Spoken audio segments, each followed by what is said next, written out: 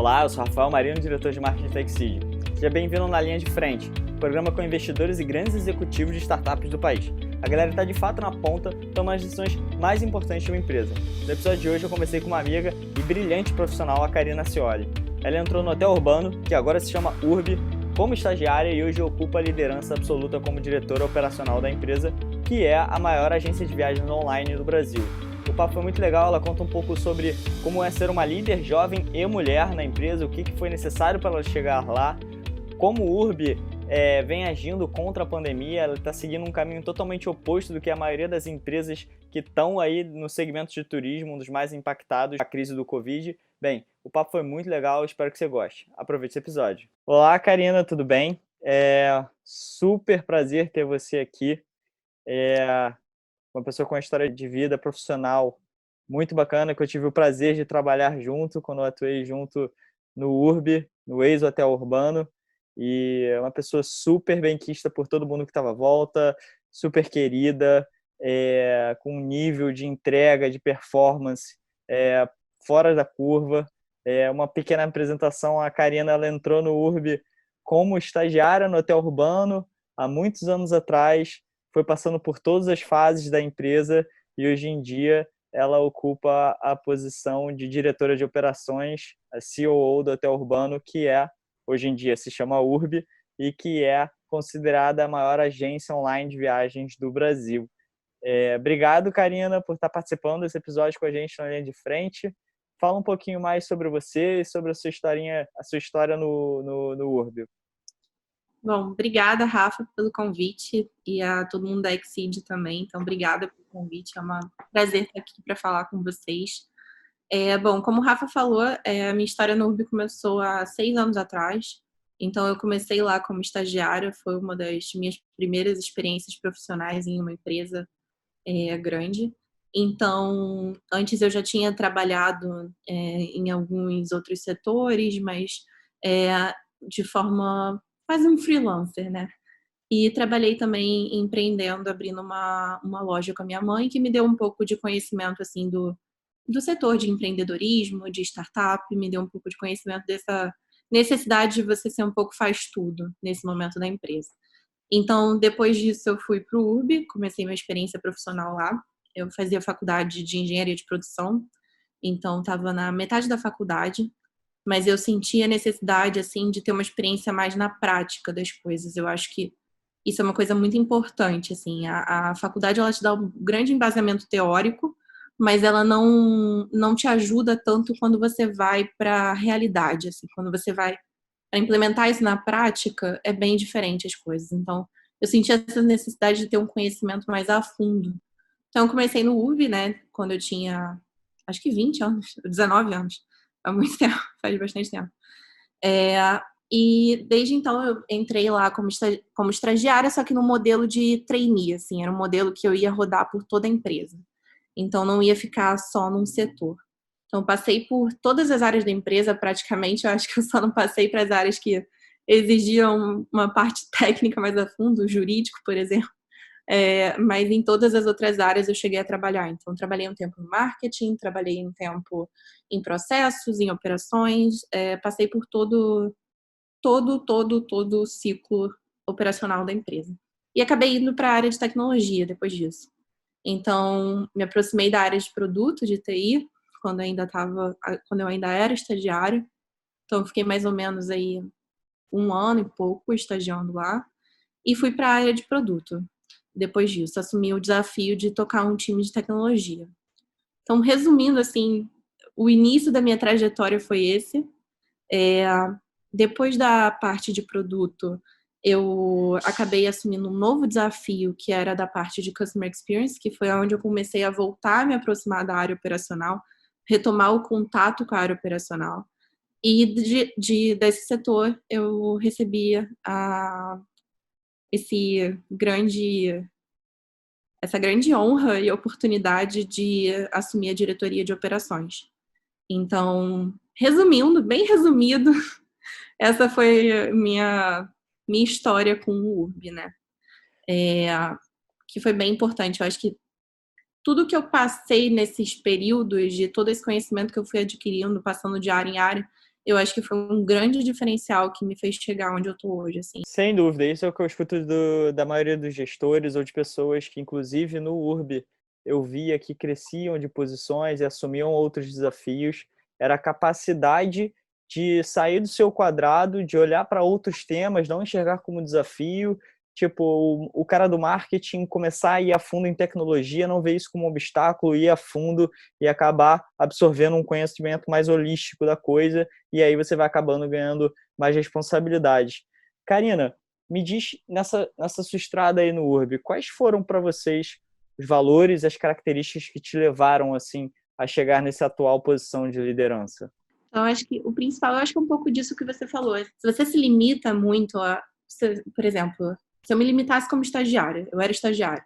Se eu começasse a me limitar muito, que eu, na posição de estagiária, só poderia fazer uma função básica e fosse lá, fizesse minha rotina de 9 às 3 e saísse e fosse embora, eu acho que acredito que eu não teria evoluído tanto. Então, eu acho que uma das principais coisas é você sair dessa caixa, sabe? Você se abrir para buscar conhecimento em outros setores, a você entender o que as outras pessoas fazem, começar a construir essa visão holística da companhia.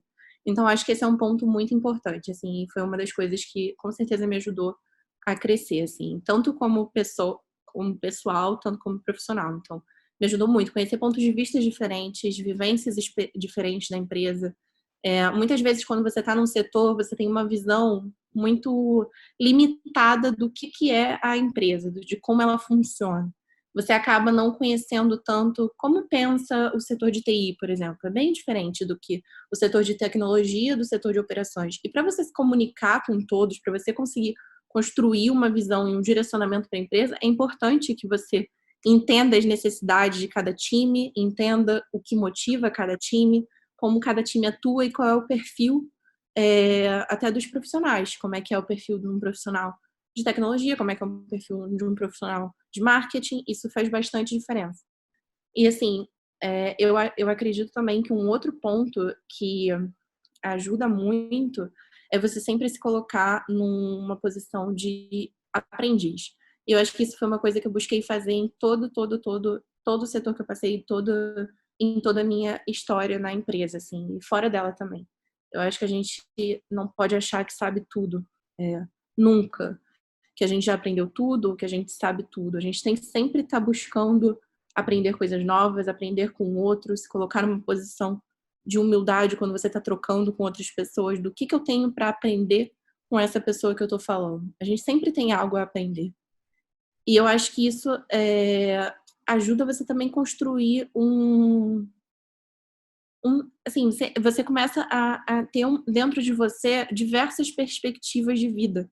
Você não fica limitado só à sua. Então você sai um pouco da sua bolha, você começa a expandir a sua visão e isso ajuda muito para você depois assumir um cargo de liderança. Então, assim, humildade, sair da caixinha, sair do seu quadrado, ir além.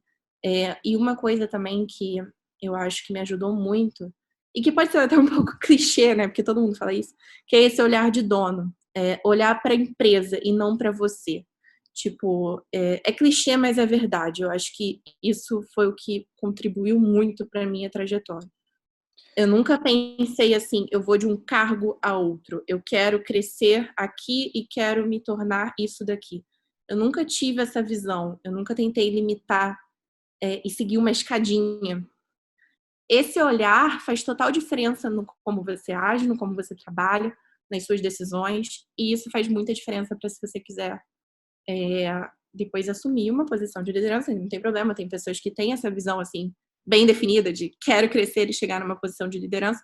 Não era o meu caso, mas eu acho que isso contribui bastante, você olhar para fora, você não ficar pensando só em crescer o seu currículo para colocar no seu LinkedIn, por exemplo.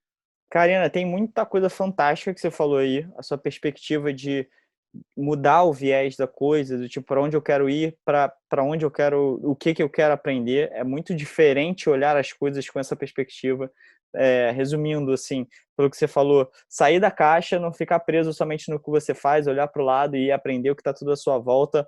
Humildade. Outro dia eu tive um papo também com o Laio Santos, head da Rico, que também ocupa uma posição muito importante na empresa, e ele é super jovem também, tem 29 anos de idade, e ele falou muito sobre esse ponto, a humildade, de você não crescer o seu ego, inflar o seu ego quando você está em posições mais hierárquicas, e eu acho que tem um pouco a ver também com o lance de aprendizado, encarar as coisas com um porquê, ao invés de, né, imposições ou querer ter essa postura de liderança, ser chefe por ser chefe.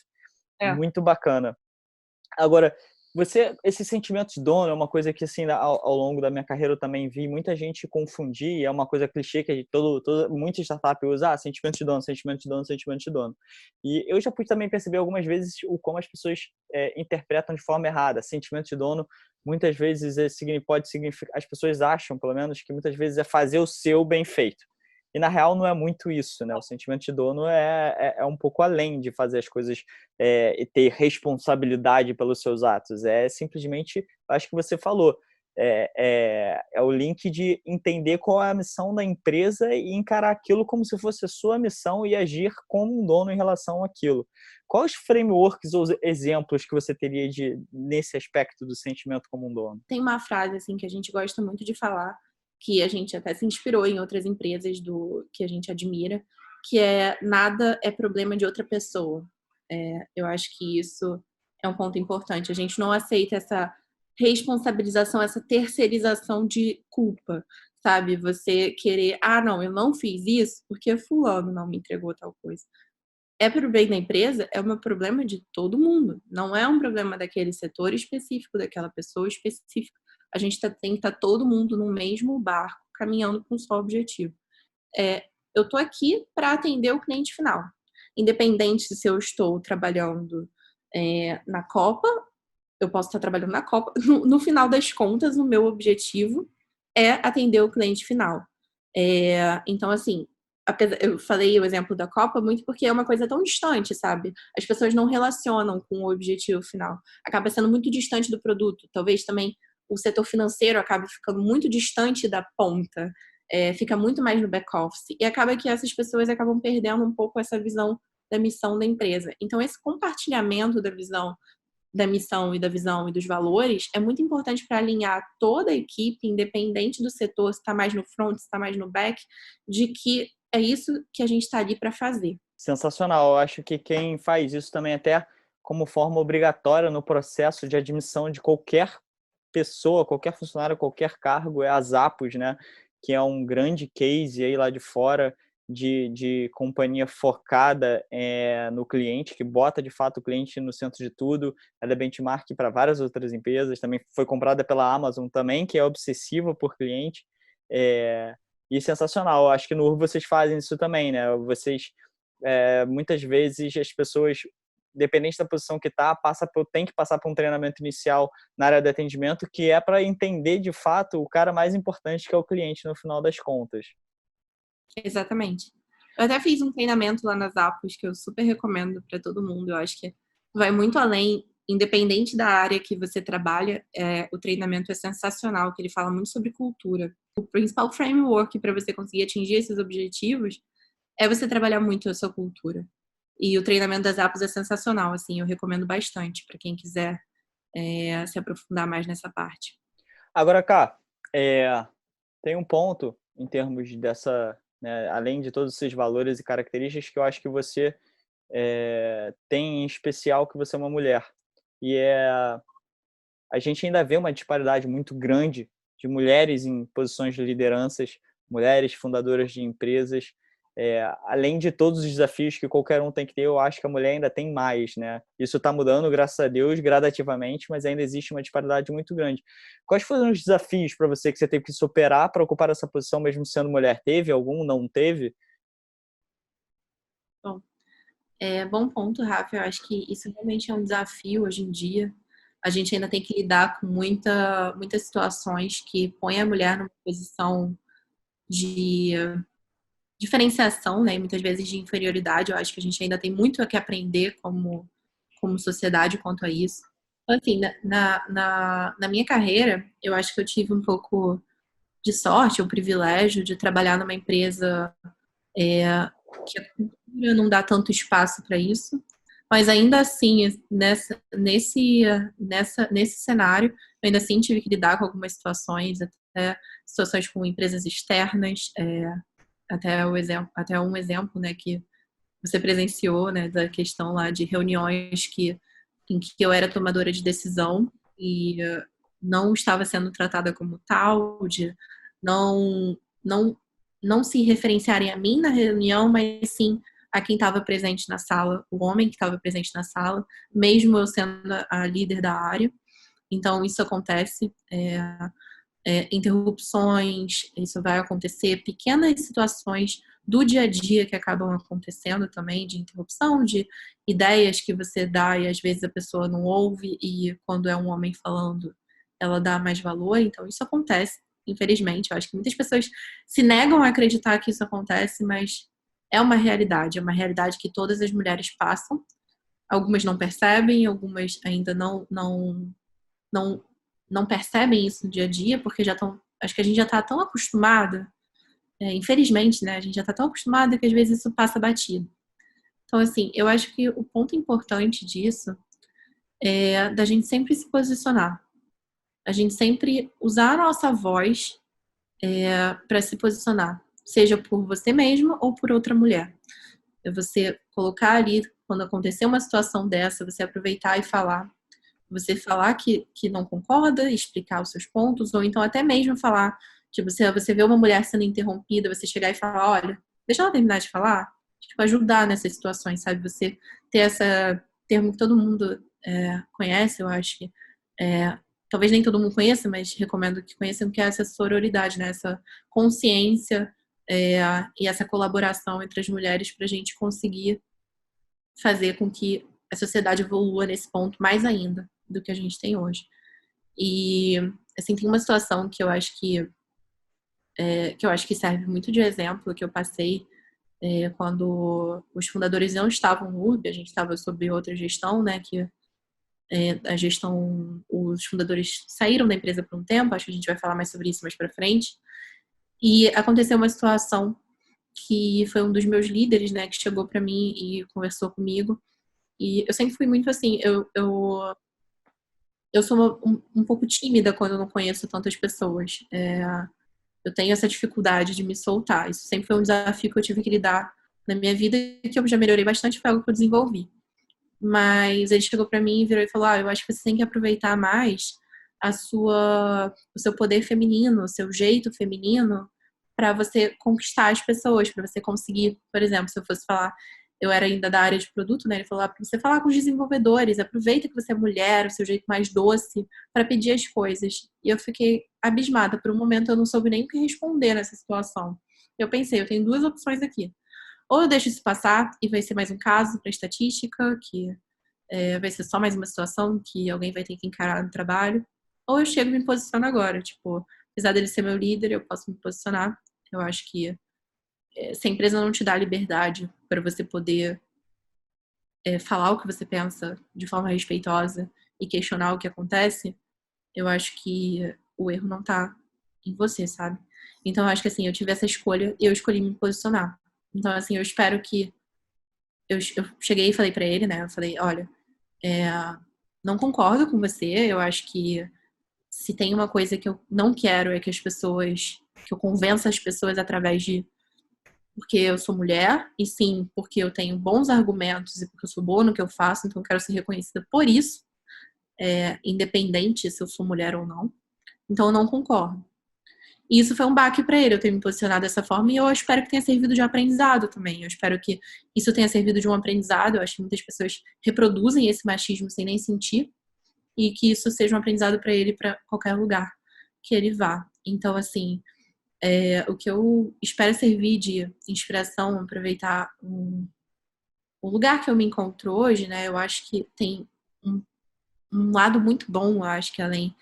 É, tem um lado muito bom da posição que eu me encontro hoje, que é de servir de inspiração para outras mulheres, que nem eu me inspiro em várias outras mulheres maravilhosas que eu sigo e acompanho, e outras empreendedoras e CEOs e diretoras que eu acompanho, e mulheres inspiradoras, independente da função delas, independente de onde elas estão. Então, Um grande exemplo para mim é a minha avó, então eu sigo bastante o que eu aprendi com ela e eu espero poder servir de exemplo para as mulheres que estão me ouvindo, que me conhecem, as mulheres que eu lidero, que eu tenho um time de mulheres fantásticas ao meu redor, assim, eu tenho sorte de ter um time de mulheres incríveis e que a gente possa servir de exemplo para acabar com esse machismo, para acabar com essas situações que infelizmente ainda acontecem e acontecem recorrentemente em vários ambientes. Então, assim, essa mensagem, se posicionem, não usem a sua voz, briguem pelo seu lugar à mesa, não deixem serem colocadas de lado. Então, assim, tem um livro muito bom, Rafa, que eu gostaria de indicar também, que foi o que eu li, e que me ajudou muito a perceber até pequenas coisas que eu poderia fazer no combate contra essas atitudes. Então, é o livro da Sheryl, né, que é CEO do Facebook. Sheryl Sandberg, ela? Do Sheryl Sandberg. Ela tem um Ela. livro chamado Faça Acontecer, que é sensacional para tanto mulheres quanto homens lerem. Que eu acho que os homens também têm um papel nisso. Eles têm um papel a desempenhar também nessa briga. Acho que isso é uma briga de todos.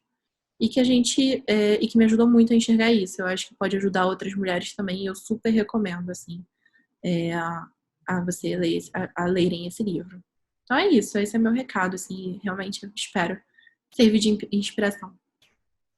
Legal, cara. Eu acho que isso é extremamente importante, o posicionamento, porque além de, né, afetar a pessoa, né, no individual, de você se sentir bem com você e se posicionar quanto a isso, você também ajuda muitas vezes desmascarar uma ignorância, né? Porque o homem, às vezes, isso pode ser achar que é normal, pode achar que é um hábito, enfim, e quando na real mesmo ele está ali sendo machista e nem sabe. Então, que isso sirva também de aprendizado para os próprios homens que estão escutando. Acho que é muito interessante também no mercado de, por exemplo, investimento, onde a maioria é massiva masculina. A gente vê um número pequeno de mulheres no mercado de forma cultural, de mulheres investindo na bolsa, uma pequena porcentagem, se não me engano, algo em torno de 20% de mulheres nesse cenário, o que não existe uma explicação por trás, senão a cultura do machismo nesse âmbito financeiro, por exemplo, e que isso mude. Eu acho que se isso mudar, só tende a melhorar em todos os sentidos. Um ponto que eu queria puxar do que você falou, que além de mulher, outro ponto é que você é jovem, né? E no URB existe muita autonomia para os colaboradores, existem chances, dar responsabilidade para pessoas jovens ocuparem espaços de liderança. O que você acha que propicia essa liderança jovem dentro da empresa? Quais são as características da empresa que fazem com que isso floresça? Eu acho que, assim, um dos pontos que você falou, né, a liberdade, a autonomia que a gente dá para os nossos colaboradores, eu acho que permite muito que isso aconteça, assim. E um outro ponto que eu acho que a gente tem muito, assim, como valor é olhar para o que a pessoa tem a ensinar, olhar para o que a pessoa, o que a gente pode aprender, independente de currículo. Então, a gente nunca cria limitações na hora da contratação baseadas em currículo. A gente tem um processo de contratação um pouco diferente. A gente procura, não tem um limite de tempo para uma entrevista.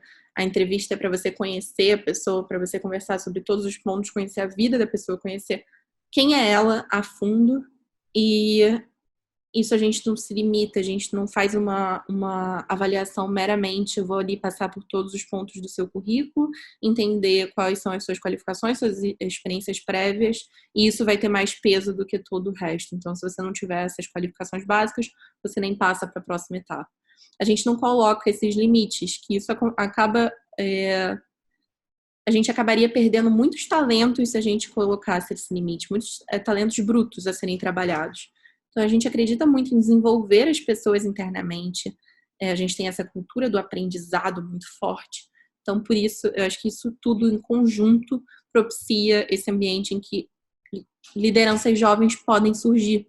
porque a idade não é um fator que vai impedir que ela cresça.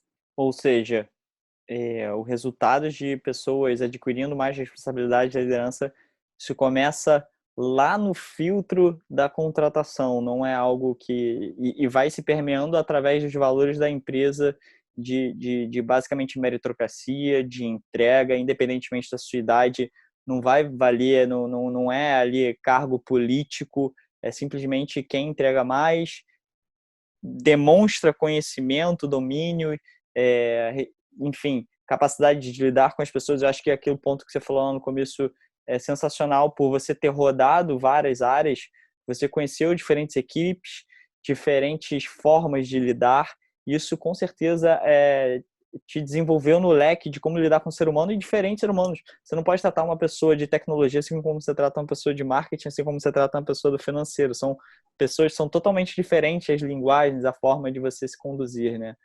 Agora, conectando sobre o hotel urbano, os valores, a cultura, que todo mundo fala que é muito forte aí dentro.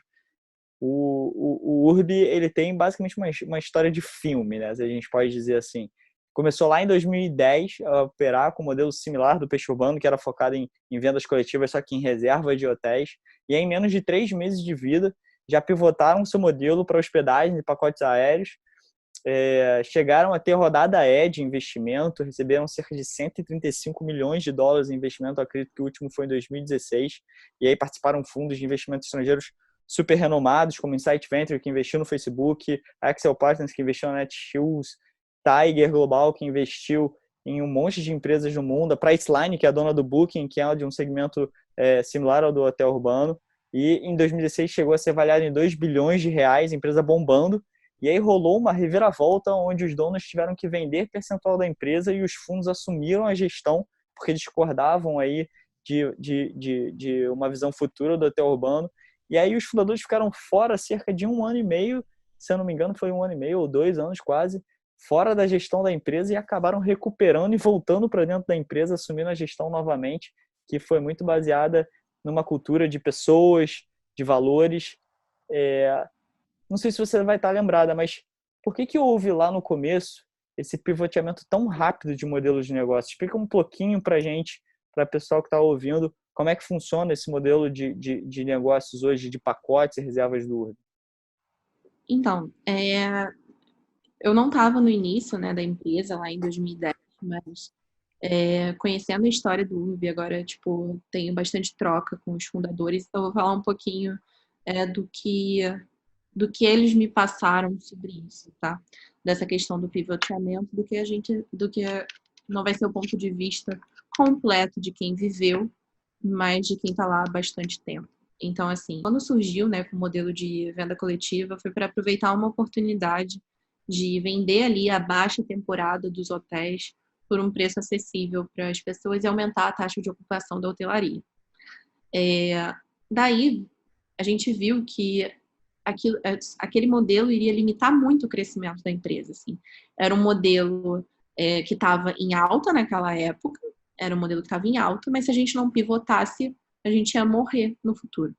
Então, foi muito de enxergar a oportunidade no mercado, de atuar muito além daquele modelo, de ir para um lado mais de agência de turismo online mesmo, e não só ali um vendedor de compra coletiva. A gente quis pivotar para esse modelo de OTA, muito visando oportunidade no mercado. Por exemplo, a hotelaria no Brasil é muito segmentada, é muito pulverizada, ela não é tão concentrada que nem, por exemplo, no mercado dos Estados Unidos, que são concentrados em redes, né?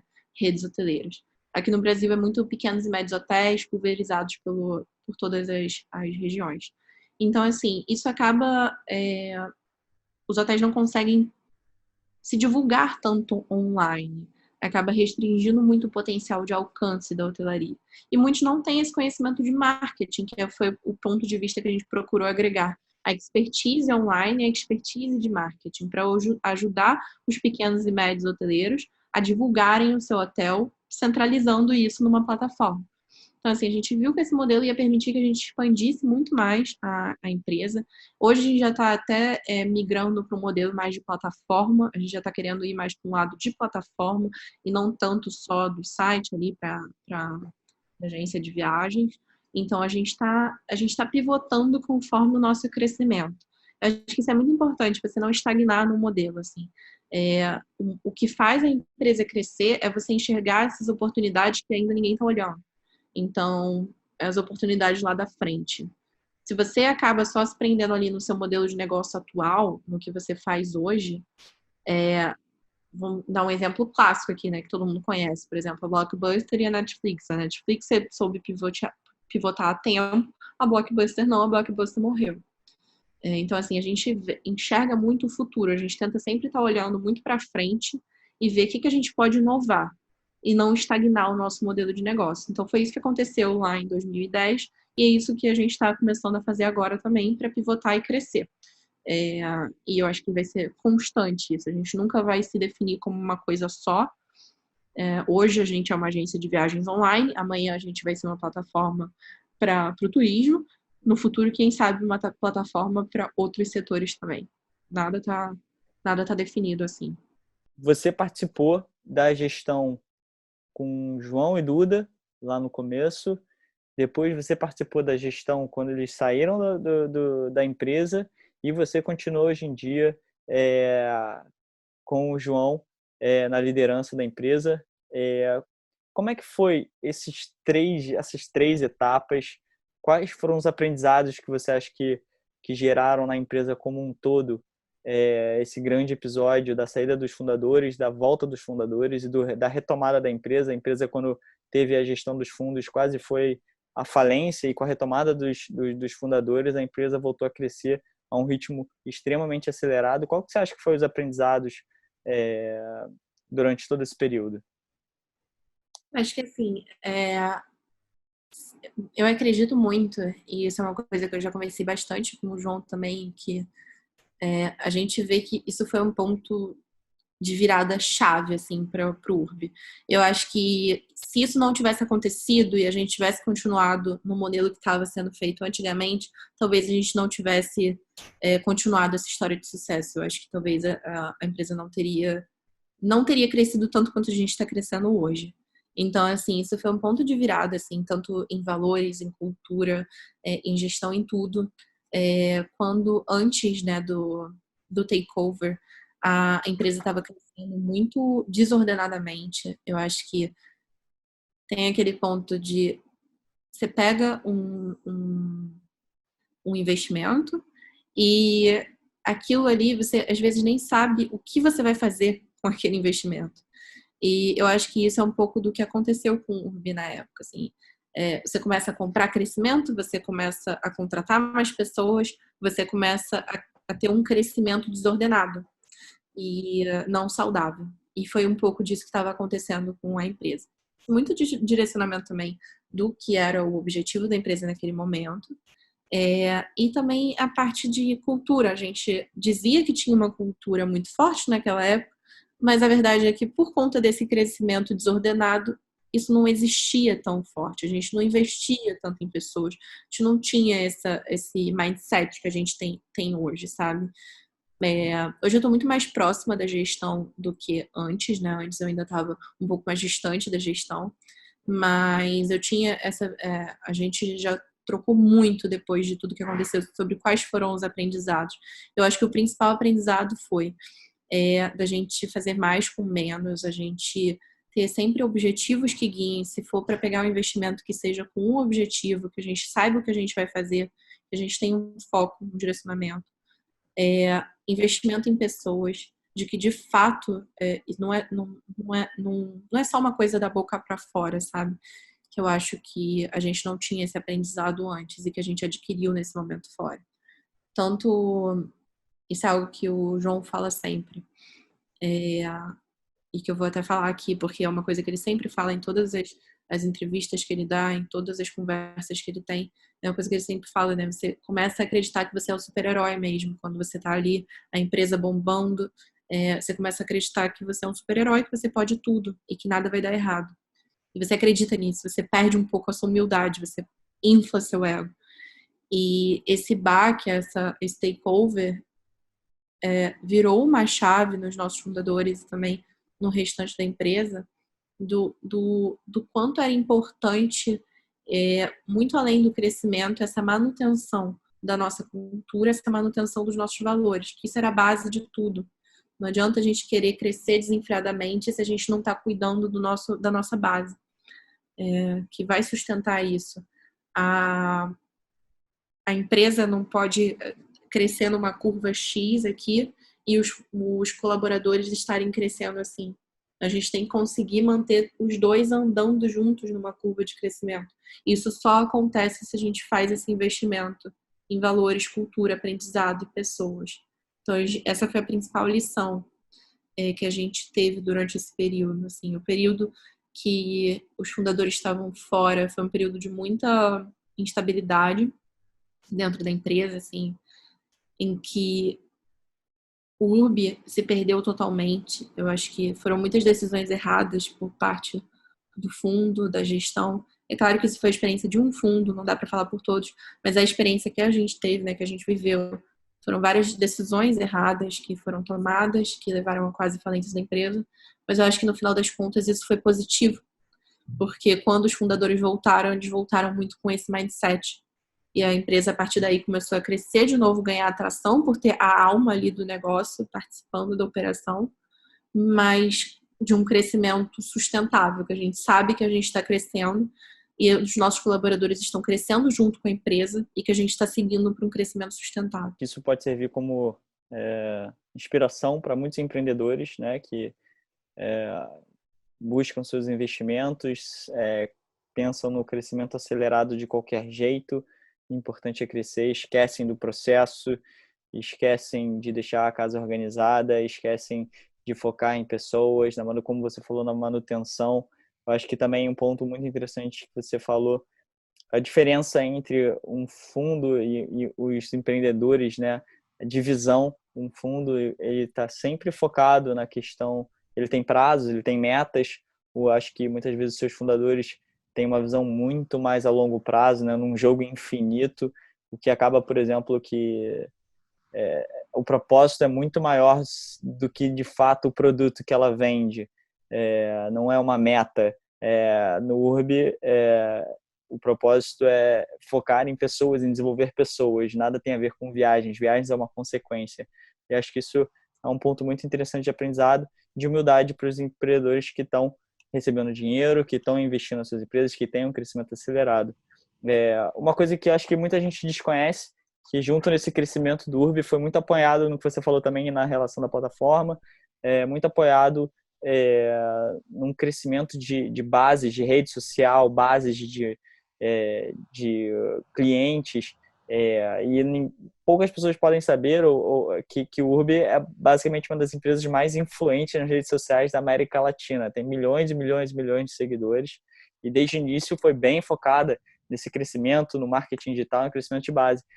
Quais foram os principais motivos que levaram isso, você acha, a esse crescimento, a esse foco e o resultado disso? Então, hoje, sim, a gente é uma das maiores páginas, assim, no Facebook, de número de seguidores. Isso foi um marco muito legal que a gente atingiu. Uma das maiores páginas brasileiras no Facebook. E eu acho que, assim, uma das coisas que levou a isso foi a gente enxergar o canal da forma certa. Muitas vezes os gestores, tipo, as empresas acabam olhando a métrica errada para o canal. E, por exemplo, antigamente, lá no início da empresa, a gente olhava a conversão como uma métrica principal de Facebook. E não é, sabe? Isso é olhar o canal de uma maneira errada. E olhando a métrica errada, você vai tomar decisões erradas, você vai estar usando a estratégia errada. E a gente aprendeu isso ao longo dos anos, a gente focou nas métricas certas e começou a usar uma linguagem muito mais próxima do público. Assim, a gente viu que o institucional muitas vezes não engaja. Então, como a gente torna a nossa página mais próxima do que de fato é a linguagem da internet, sabe? Eu acho que a gente não pode querer forçar uma linguagem que não funciona para um determinado canal. E foi isso que a gente aprendeu e conseguiu crescer aí nossas páginas, crescer nosso Instagram, nosso Twitter, adaptando a nossa marca para cada rede social que a gente estava se posicionando e olhando as métricas certas. Não vamos olhar conversão, vamos olhar engajamento, vamos olhar tráfego orgânico, vamos olhar outros fatores. É um canal de conversão assistida, não é um canal de conversão last click. Então vamos olhar para isso, que aí sim a gente vai conseguir crescer esse canal de uma maneira correta. Então foi isso que a gente fez e que deu muito resultado. Alguns hacks também, que eu não vou revelar aqui. Hacks, algumas coisas que a gente foi aprendendo, a gente trouxe colaboradores bem experientes em cada rede social. Eu acho que você falou é muito importante e difícil de executar na prática. Acho que é uma luta diária de você conseguir falar a língua que o seu público fala, identificar isso, falar no canal certo, da forma certa. Só para explicar um pouquinho para a galera que está escutando, venda é um canal assistido ou last click. O Facebook, pelo que você falou, é assistido, significa que ele faz parte de um processo, ele não é um canal que vai te trazer uma venda final, ele é muito mais parte de um processo dentro de um funil, ou seja, acho que os profissionais de marketing hoje sabem muito disso, que não adianta você querer achar que um canal às vezes vai te trazer venda absoluta e se ele não trouxer, você esquece ele. Não, às vezes ele pode ser importante para uma determinada jornada do cliente. Agora, continuando aí nesse tema de crescimento, acho que um ponto importante, um marco na história do Urbi foi que o ano passado ele começou a internacionalização, né, do produto, ou seja, começou a operar em outros países. E aí a gente vê uma demora de basicamente de 9 anos aí para poder sair do Brasil e se sentir à vontade de expandir as suas operações, que é algo diferente que muitas empresas e startups fazem, né? Às vezes pega dinheiro e fala, vou sair crescendo para tudo quanto é lugar, quero botar meus pontinhos no mapa e ir crescendo de forma desorganizada, que é um outro fator que pode levar a sérios problemas. Por que demorou tanto tempo essa expansão, cara? Quais foram os drivers que levaram a empresa a tomar essa decisão, tipo, no ano passado? Agora a gente vai internacionalizar. Acho que desde pelo menos 2 anos que a gente já vinha conversando aí sobre a internacionalização, sobre internacionalizar, só que ainda não era o momento certo. A gente teria que estar mais estruturado no ponto de vista de produto, de processos, de pessoas, estar com o time certo na hora certa também é muito importante. A gente focou muito no desenvolvimento das pessoas, em desenvolver o nosso time para a gente estar pronto para internacionalizar. A gente não pode achar que se a gente toma uma decisão dessa no momento errado, é aquilo que você até falou sobre, fazendo um paralelo sobre o que você falou do canal ali do Facebook, por exemplo. Se você investe, ele não traz a conversão imediata, você acha que não deu certo e você acaba eliminando aquele canal. E é um pouco disso, a mesma coisa de uma decisão, por exemplo, de internacionalizar. Se a gente tomasse essa decisão no momento errado, podia ser que a gente não soubesse trabalhar ela da melhor maneira. Então, a gente esperou estar maduro em produto, estar maduro em time, em cultura, para aí sim a gente decidir internacionalizar e adicionar toda essa complexidade que a internacionalização traz. Eu acho que isso pode servir como inspiração para outras empresas, do ponto de vista de, cara, olha quanto tempo o Urbi, que é uma das maiores startups do Brasil, demorou para se sentir confortável de fazer isso, de sentir que tem as pessoas certas, que o produto está redondo, que a cultura está certa e que ela vai ultrapassar a barreira de país. Eu acho isso fantástico e que sirva de inspiração para outras pessoas. Agora, até rolou, e eu não sei se isso tem a ver, a mudança do nome da marca, né, de Hotel Urbano para Urbi, eu acho que foi, você pode confirmar para mim, não sei, mas foi uma das mudanças também dessa internacionalização, certo? Certo, foi muito assim. A gente queria ter uma marca que fosse fácil de pronunciar em qualquer língua, que fosse curtinha, fácil de decorar. Hotel Urbano era um nome bem... A gente não encaixava com com o nosso produto. Já não estava encaixando, sabe? Foi um nome que encaixou durante um tempo, mas conforme a gente agora queria ser internacional, o caminho que o nosso produto estava tomando já não fazia sentido. Então, esse foi um dos motivos, sim. Um dos motivos porque a gente resolveu mudar de nome. Legal, legal ver o porquê por trás disso, né? Agora, cá, falando sobre internacionalizar, eu não sei se foi bom internacionalizar ou não, que a gente acaba entrando um pouco do tema do que está acontecendo agora. A gente percebe todos os artigos, a gente vê o porquê o setor de viagem e turismo talvez seja um dos mais afetados pelo Covid-19. Esse ano a gente viu redução de cerca de 70% dos passageiros desde janeiro, uma análise que eu vi da Cirium. A IATA, né, que é a Associação Internacional de Transporte, estima que deve haver aí um decrescimento da receita em passagens aéreas de quase que 113 bilhões de dólares, ou seja, uma caída de 20% esse ano. Se a gente fosse correlacionar com o ano do 9/11, né, do 11 de setembro, houve uma queda de somente 7%, que já era algo grande. A gente está vendo também 90% da humanidade hoje vive em territórios que têm alguma restrição de viagens. 39% de basicamente 7 bilhões de pessoas estão em algum lugar que fecharam completamente as fronteiras. Isso, teoricamente, é temporário, de acordo com a redução aí que o contágio vai ter. A gente vê também casos já que vem acontecendo, tipo falência da Virgin Austrália, que agora talvez até esteja em negociação com a Lufthansa, redução de 12 mil funcionários da British Airways, o TripAdvisor descansando 25%. Aqui no Brasil, a Maximilias, por exemplo, fez uma redução de quase 50% aí da sua equipe. E aí no URB, quando a gente vai ver, a gente vê uma diretriz completamente oposta do que vem acontecendo.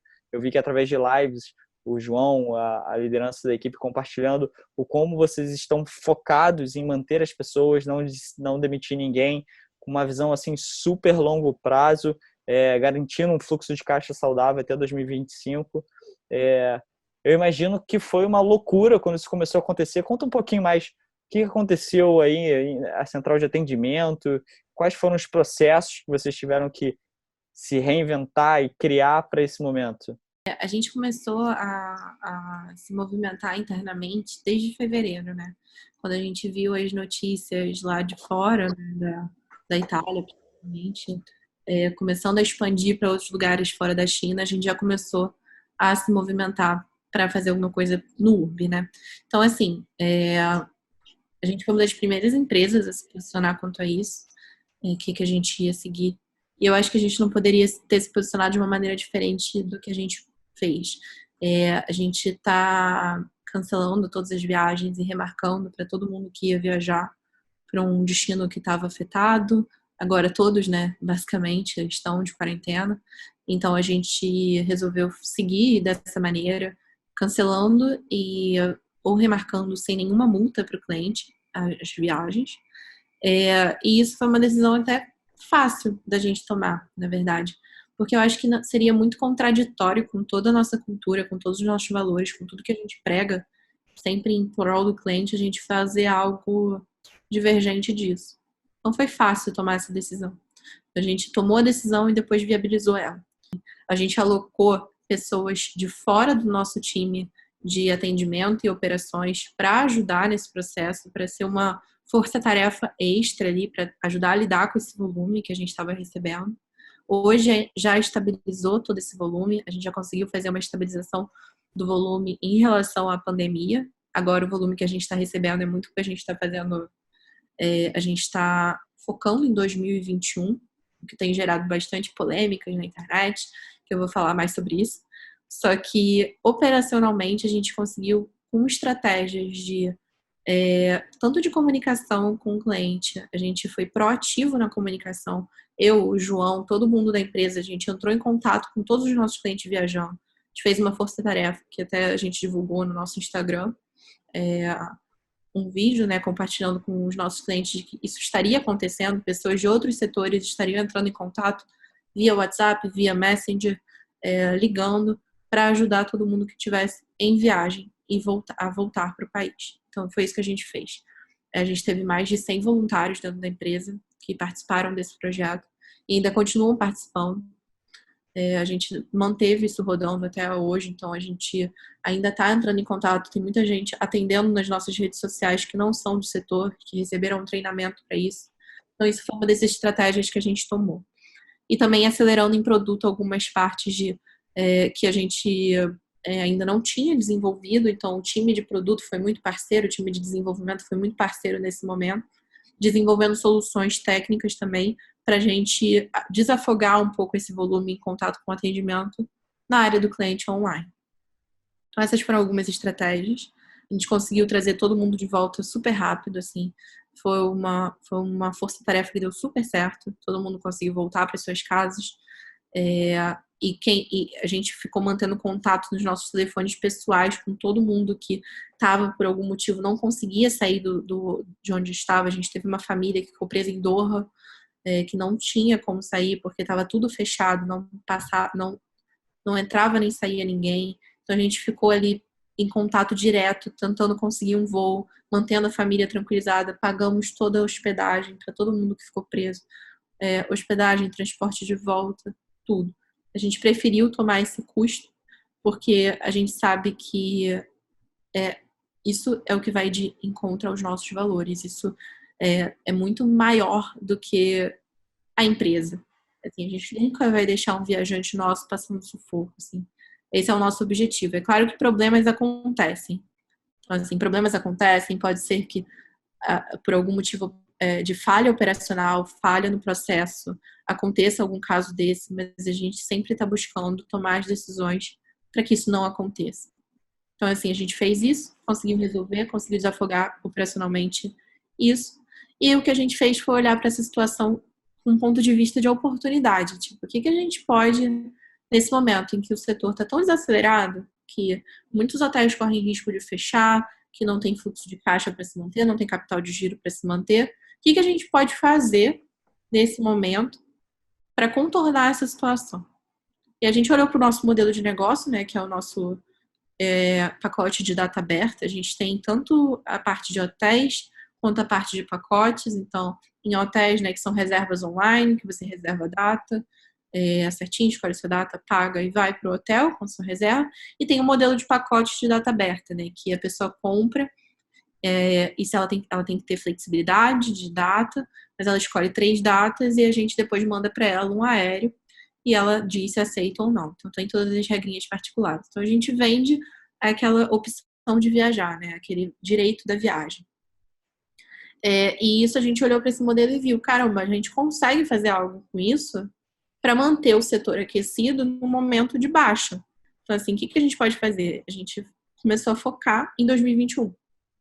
A gente resolveu, vamos focar em 2021, vamos começar a vender 2021. Dessa maneira, a gente ajuda o nosso próprio setor, a gente mantém aquecido os hotéis, a gente vai conseguir já fazer venda por eles, para eles, né? E também a parte de aéreo. Então, assim, hoje o nosso foco é movimentar o setor de turismo no momento que está tão crítico. Ajudar o setor de turismo brasileiro no momento que está tão crítico. Então, assim, a gente começou a fazer essas promoções para 2021, geraram bastante polêmicas. Aí a gente fez uma live para tirar todas as dúvidas, porque muita gente não acreditou nas promoções, questionou, até por realmente, né? Se está todo mundo parando de vender, se você está vendendo, isso chama atenção. É o diferente, né? É o diferente do que você está vendo todo o setor ir na direção.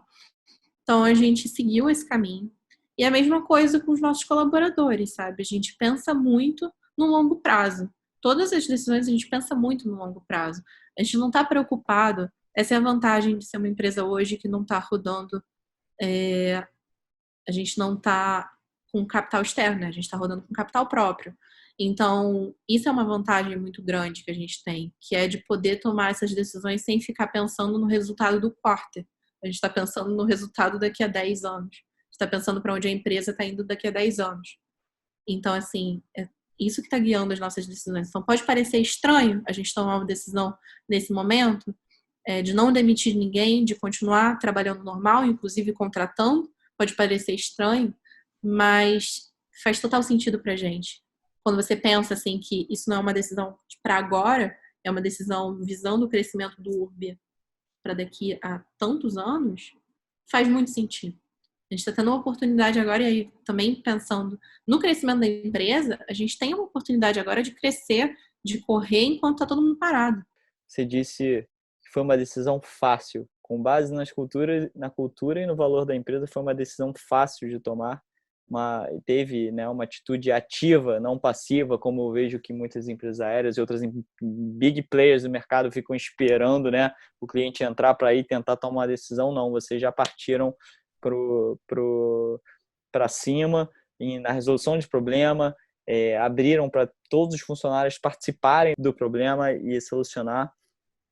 Agora, eu imagino que isso também parte dessa decisão é que vocês tenham um fluxo de caixa que comportem tomar essa decisão também. Quando a gente vê pequenas startups, não adianta também querer ter uma decisão dessas de longo prazo, se não vai haver longo prazo da empresa. Como é que seria essa questão financeira para o HU? Para tomar essa decisão, foi uma questão chave, não foi? O que vai deixar de ser feito para que isso aconteça, que essa visão continue? Então, sim, a gente tem, realmente, a gente tem essa vantagem do nosso fluxo de caixa permitir tomar a decisão, mas mesmo assim, foi o que eu falei, a gente primeiro tomou a decisão, de verdade, isso não é bullshitagem, é sério, a gente primeiro tomou a decisão e depois a gente viu, tá bom, como a gente vai viabilizar isso? Então, assim, eu acho que a partir do momento, é claro que tem algumas coisas que precisam ser comprometidas. Então, assim, se por algum motivo a gente não conseguisse tomar essa decisão financeiramente, falando, depois de a gente sentar e analisar financeiramente, teriam certas coisas que teriam que ser comprometidas. Mas com certeza seriam coisas que não afetassem o nosso objetivo final. Então, assim, talvez a gente tivesse que cortar alguns investimentos, talvez a gente tivesse que paralisar alguns projetos, mas com certeza a decisão de manter o cliente em primeiro lugar e os nossos colaboradores em primeiro lugar também, tipo, vamos focar em pessoas, que é um dos nossos valores, né? It's all about people, isso não mudaria. O que está acontecendo agora, nesse momento? Assim, a gente vê menos rotas, a gente vê exames de saúde antes de voo, menos comida gratuita, muita gente dizendo que o setor de viagem vai mudar bastante. Eu não sei quanto a isso, acho que tem parte minha que é mais cética, mas tem parte que realmente deve mudar, assim como mudou bastante o 11 de setembro, deve mudar agora, mais questão da saúde, até políticas de migração dos países. Eu vi também que, por exemplo, o CEO da Delta Airlines estima que acho que a recuperação, né, desse segmento vai ser de 2 a 3 anos. O que vocês enxergam? O que está acontecendo agora, nesse momento, as pessoas que estão querendo viajar? Eu acho que assim, querer acertar o que vai acontecer ano que vem é difícil, sabe? Eu acho que são todas previsões e são incertezas. Pode haver sim uma mudança na forma de viajar, pode haver uma mudança de como vão funcionar as atrações turísticas nos lugares, assim. Isso pode acontecer. É difícil prever como é que vai estar, né? Eu acho que tudo depende dos próximos meses, de como vai ser. Então, assim, hoje existe esse receio ainda de viajar esse ano. Então, por isso, como eu falei, tá havendo uma procura, tá voltando uma procura, né, por viagem, mas para esse ano eu acho que as pessoas ainda estão com bastante incerteza. Agora, já para o ano que vem, a gente está vendo previsões bem otimistas do retorno. A gente acredita realmente, pelo que a gente está acompanhando de notícias, por tudo que a gente está vendo, que vai sim ter uma retomada do setor. É claro que algumas coisas vão mudar, até, por exemplo, para as companhias aéreas vai mudar bastante, a demanda de quem vai ser a demanda, se vai ser lazer ou corporativo, isso vai mudar bastante. Eu acho que as empresas trabalhando de home office acaba gerando um novo formato, né, um novo modelo de trabalho, de que talvez nem todo mundo volte a trabalhar no escritório. Então, assim, hoje a gente está com esse período de incerteza, mas para o ano que vem a gente tem uma visão otimista e eu realmente acho que não dá para prever, assim, tá todo mundo tentando acertar o que vai acontecer. Que isso sirva de recado também para todas as startups e empresas, né? Eu acho que isso diferencia muito o sucesso de uma empresa, a capacidade de se adaptar. E aí você dizendo que o Urb aí, com o seu tamanho todo, tem isso como característica e ponto número 1 aí para o futuro que é incerto. Eu vejo que muito é falado sobre esses novos hábitos de videoconferência, como isso deve afetar, por exemplo, viagens a trabalho. As pessoas vão começar, de fato, a repensar muito mais sobre viajar a trabalho ou fazer videoconferências. As viagens de lazer, que podem acabar mudando para lugares com menos densidade, mas aí você traz um outro ponto de vista de criar demanda, então isso não significa muitas coisas, porque as pessoas estão receosas. Eu acho que tanto para a viagem como para qualquer outro setor, é muito difícil de pensar no longo prazo e tentar acertar, né, nas projeções agora. E é como você falou, o ponto fundamental é estar preparado para mudanças. E assim como o Urb está preparado, que as outras startups também estejam. Cá, me cita aí alguns livros que mudaram a sua vida, aí, tanto profissional quanto pessoal, que te ajudaram bastante nesse seu crescimento. Então, um que eu gosto muito, muito, muito é o Coach de $1 trilhão. Gosto muito desse livro. Eu acho que Esse mudou. tá aqui, mas ainda não li. É maravilhoso. Do Bill Campbell, né? Que foi o coach aí de Steve Jobs, do Larry Page, de grandes fundadores aí do Vale do Silício, né? Eu dei esse livro para quase todo o meu time. Sensacional, sensacional mesmo. Eu achei muito bom. Eu acho que para liderança, independente do setor que você atua, e até mesmo se você ainda não está num cargo de liderança, ele é um livro excelente de cultura, de valores, de pessoas. Eu achei esse livro sensacional. Tem um livro também que foi alinhado com um curso que eu fiz também de liderança. Eu gosto muito do tema de liderança, gosto bastante, porque eu acho que tem um lado ali que não é sobre a liderança em si, não é sobre liderar pessoas, é sobre pessoas. Então, é como lidar com pessoas, como você entender o perfil de cada um e tudo, e o seu próprio perfil, você se conhecer para liderar. Então, tem um livro que eu gosto muito que se chama True North, que eu fiz um curso agora no ano passado, que se chama Authentic Leadership, na Harvard Business School, que é um curso sobre liderança autêntica e que é baseado nesse livro, que é esse livro True North.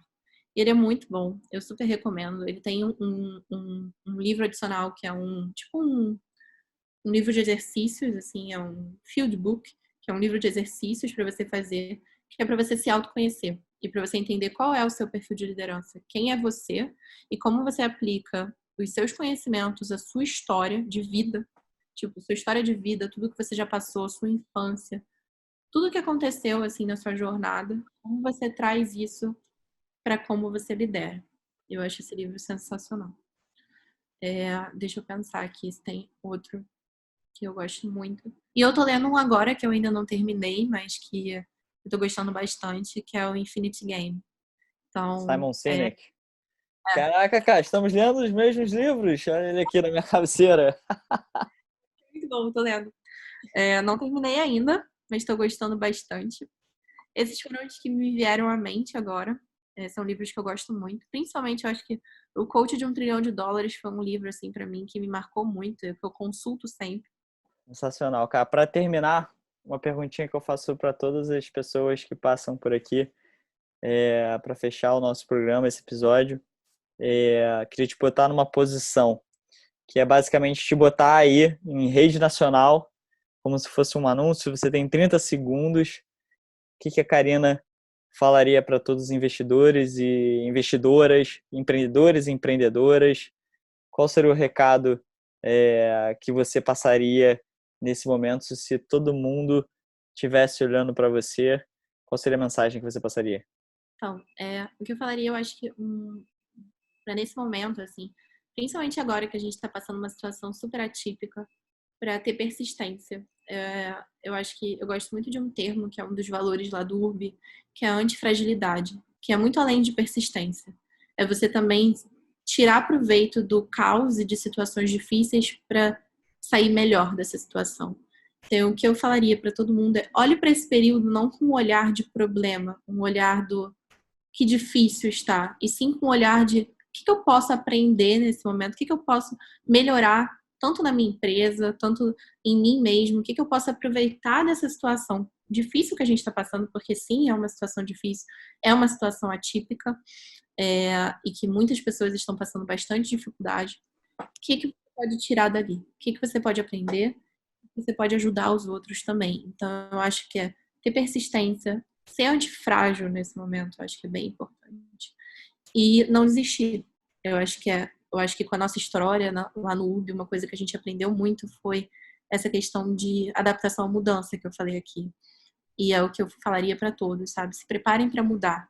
Estejam dispostos a abrir a mente e a adaptar, a se adaptar, a adaptar os negócios de vocês, a adaptar o modelo de negócio, se for necessário, pensando para passar por essa crise. Fantástico, adaptem-se todos. Esse termo da antifragilidade é muito legal, é de um cara que acho que muita gente gosta e segue, que é o Nicholas Taleb. E tem do livro, né, que explica um pouco sobre esse conceito, né, que além de você passar pela turbulência, aguentar, é você se tornar ainda melhor, é se tornar ainda mais forte, né? Então, acho que esse é um recado para todo mundo, seja para pequeno, médio, grande, todo mundo tem que se adaptar de alguma forma, seja no trabalho, seja na vida pessoal. Karina, foi um baita prazer receber você aqui nesse episódio. Muito legal, todos os ensinamentos que você passou. A gente falou sobre a sua trajetória aí dentro, crescimento como jovem, mulher, liderança incrível de performance, de cultura, os problemas do URB, o que está acontecendo agora no mercado de viagens, o que vocês estão pensando para frente, as atitudes que se tomaram e o porquê por trás disso. Então foi sensacional. Muito obrigado aí pela sua participação. Obrigada, Rafa. Obrigada pelo convite. E sucesso para você e para a Exceed também. Muito obrigada pelo convite. Tamo junto, cara. Obrigada. Obrigadão. Muito obrigado por ter assistido esse episódio com a Karina. Eu espero que vocês tenham gostado. Eu achei sensacional ver. Uma frase que me marcou muito foi que quando a cultura e o valor é muito forte, tomar uma decisão difícil acaba ficando fácil. Bem, como sempre, a gente vai deixar todos os materiais bem aqui na descrição e não esquece de seguir o nosso canal para ficar atento nos próximos episódios. Até a próxima!